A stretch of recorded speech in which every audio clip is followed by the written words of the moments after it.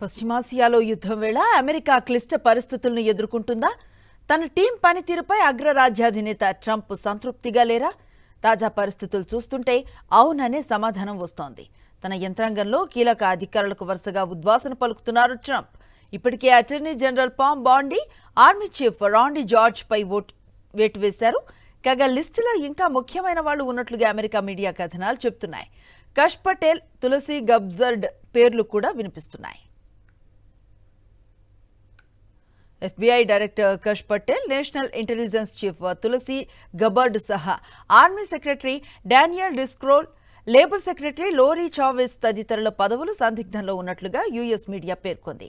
కష్, తులసి తొలగింపు గురించి వైట్ హౌస్ లో చర్చ జరిగినట్లుగా సమాచారం. FBI డైరెక్టర్ కష్ పటేల్ వ్యక్తిగత ఫోటోలను ఇరాన్ హ్యాకింగ్ గ్రూప్ ఇటీవల బయటపెట్టింది. దీంతో కష్ తీరుపై ట్రంప్ ఆగ్రహంతో ఉన్నట్లుగా వార్తలు వస్తున్నాయి. అటు తులసి గబర్డ్, డిప్యూటీ జో కెంటో ఇప్పటికే రాజీనామా చేశారు. ఇరాన్ కారణంగా అమెరికాకు తక్షణ ముప్పేమీ లేదన్న కెంట్ కామెంట్ ట్రంప్ కు కోపం తెప్పించింది. అయితే కెంట్ వ్యాఖ్యలను గబర్డ్ ఖండించకపోవటం పైన ట్రంప్ మండిపడుతున్నట్లుగా సమాచారం.